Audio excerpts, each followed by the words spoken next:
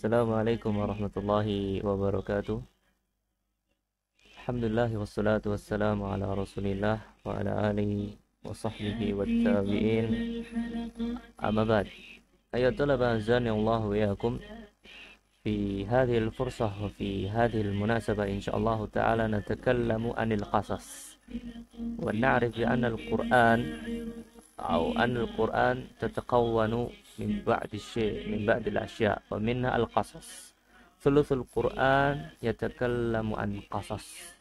لذلك في هذه الفرصة وفي هذا اللقاء نتكلم عن القصص. ما هو القصص؟ ما هي القصة يعني؟ القصص والقص لغة تتبع الأثر. Kisah adalah rentetan sebuah kejadian. Istilah al-ikhbar, dan secara istilah adalah sebuah kabar an qadhiyatin, sebuah kejadian dzatu marahil yang memiliki tahapan masa yattabi ba'daha ba'dha, yang menjadikan sebagian lain dengan yang lain menjadi sebuah kisah. Enggak mungkin dan kisah hanya umpamanya saya pergi ke pasar, tamat. Pasar bukan kisah bukan. Kan bukan kisah. Kisah itu harus panjang, maksudnya seperti itu. Tsumma ba'dahu al-qasas fil Qur'an. Kita tahu bahwasanya di Al-Qur'an ada kisahnya. Ya, di sini qasas fil Qur'an hunaka thalath ahwal. Al-qasas fil Qur'an asdaqul qasas. Hadal الأول. الثاني القصص في القرآن أحسن القصص. ثاني والثالث القصص في القرآن أنفع القصص. Kisah di dalam Al-Quran adalah kisah yang paling benar, kisah yang paling bagus, kisah yang paling bermanfaat. Yang pertama asdaqul qasas, sebagaimana firman Allah Ta'ala, wa man asdaqu minallahi haditha. Tidak ada yang lebih jujur perkataannya ketimbang Allah Subhanahu wa Ta'ala. Wa dzalika litamamil mutabaqatiha lil waqi'. Karena kisah-kisah yang disebutkan di dalam Al-Qur'an itu semuanya adalah fakta sesuai dengan apa yang terjadi di dunia ini. Kedua, ahsanul qasas. Kenapa Al-Qur'an itu sebaik-baik kisah? Ini berdasarkan firman Allah Ta'ala, nahnu naqussu 'alaika ahsanal qasas, di dalam surat Yusuf. Wa dzalika liistimal. Karena apa? Karena kisah di dalam Al-Qur'an mencakup ala a'la darajatil kamal fil balaghah. Karena di dalam kisah-kisah yang ada di dalam Al-Qur'an mencakup tata bahasa balaghah, balaghahnya luar biasa di dalam bahasa, wajalal dan makna-maknanya sangat luar biasa kalau kita mentadaburinya. Ini yang kedua.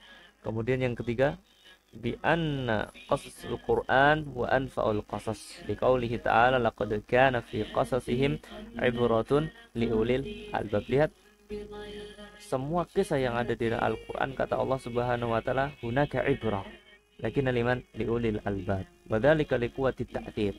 Karena kita tahu kisah Al-Qur'an itu sangat menyentuh fi islah, di dalam memperbaiki hati, wal a'mal, dan perbuatan kita, wal akhlak.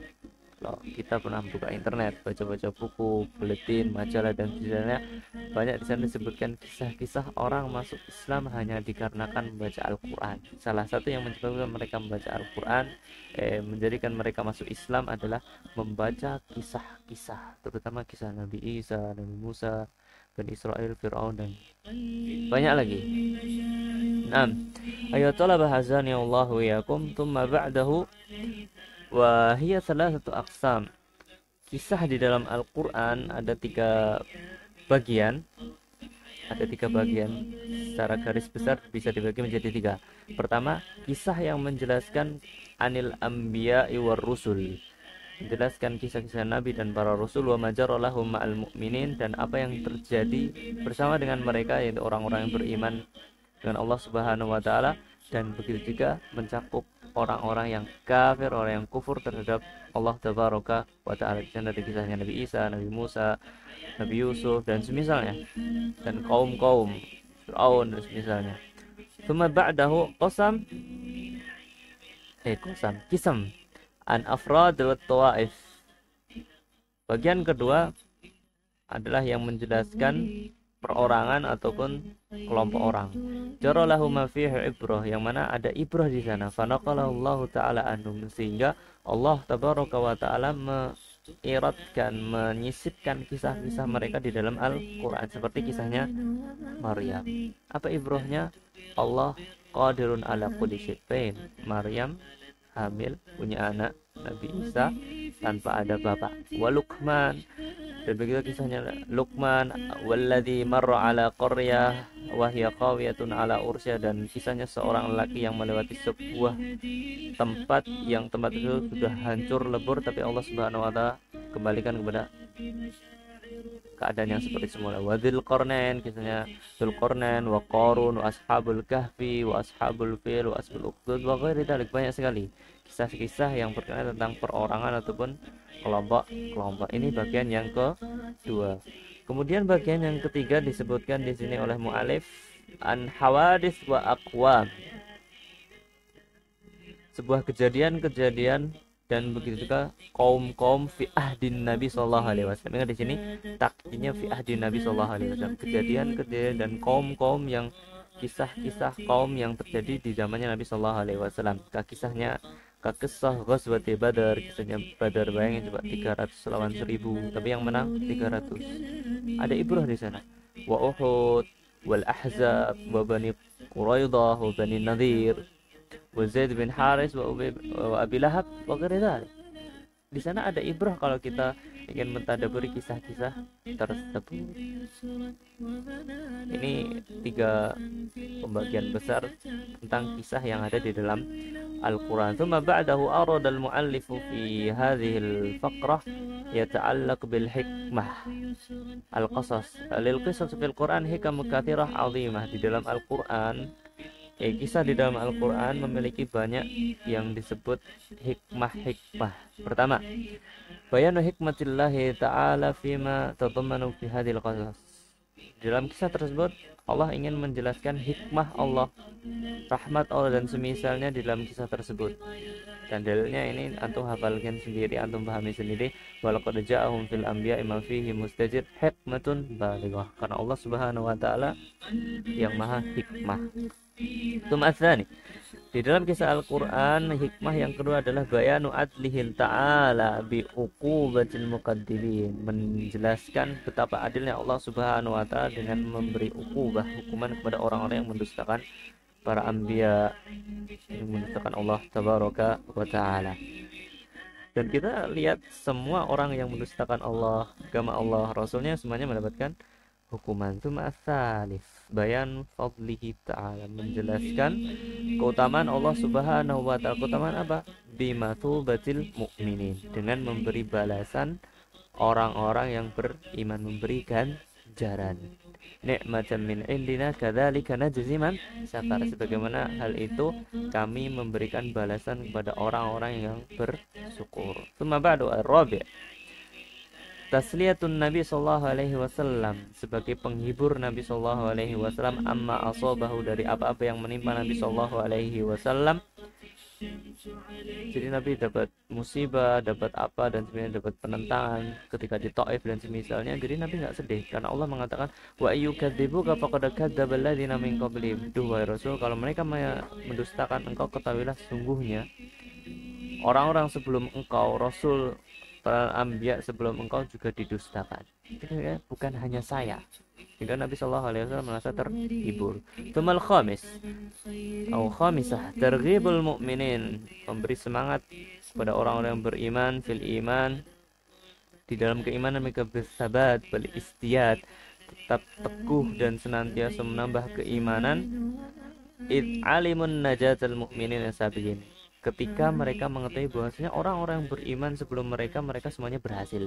Wantisar ma umiru bil jihad, dan mereka menang tatkala diperintahkan untuk berjihad. Jadi orang-orang yang beriman ketika membaca kisah-kisah orang-orang terdahulu menjadi lebih semangat. Mereka berhasil dengan keteguhan iman, ketakwaan mereka bisa menang daripada orang-orang kafir, orang-orang yang mendustakan Allah tabaraka wa taala. Ini yang kelima.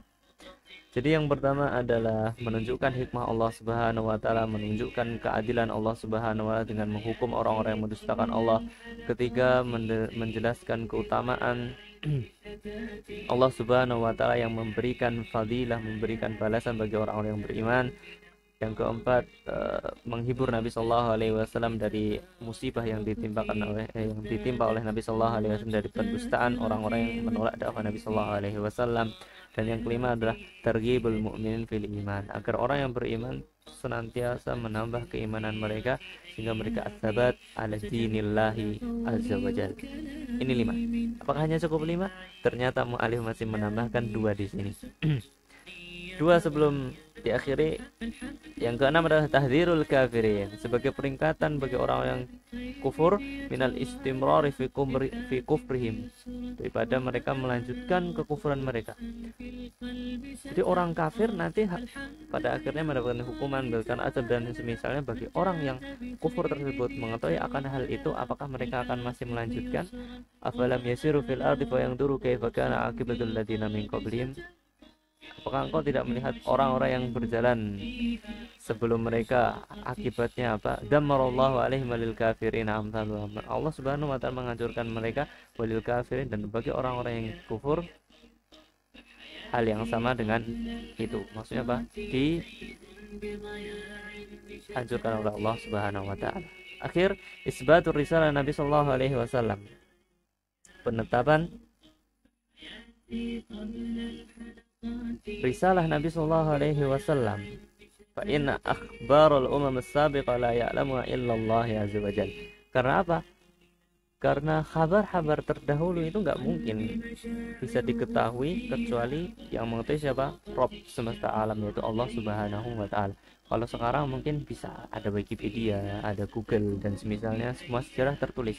Tapi ketika zaman Rasulullah SAW, dan kita tahu Rasulullah dan kebanyakan para sahabat ada ummiyun, ummi, umat yang la ya'riful kitab wal qira'ah. Lakin Nabi sallallahu alaihi wasallam ya'rif an qasasi al umam sabiqah, umat-umat terdahulu. Berarti ini menunjukkan risalah Rasulullah sallallahu alaihi wasallam benar, bahwasanya Rasulullah mendapatkan wahyu dari Allah Subhanahu wa taala. Fahada yata'allaq bil qasas fil Qur'an. وهذا وصلى الله على نبينا محمد وعلى آله وصحبه والتابعين. طابت اليوم إلى اللقاء، مع السلامة. بنور به دربنا وثبت به في فؤادنا.